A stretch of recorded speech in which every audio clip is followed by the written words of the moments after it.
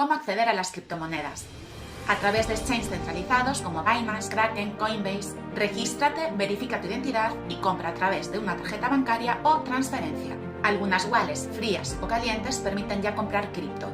ETFs de Bitcoin o Ethereum a través de tu broker habitual, brokers tradicionales como eToro o IBKR permiten comprar cripto, productos ligados a ellas, neobancos y apps financieras. Algunos bancos digitales como Revolut o N26 permiten comprar cripto desde su app.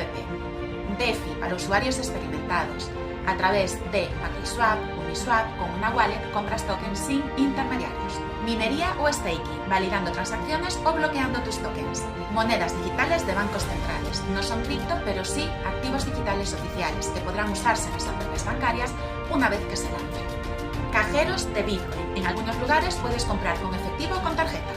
Fondos de inversión y vehículos regulados. Algunas gestoras incluyen cripto en fondos diversificados.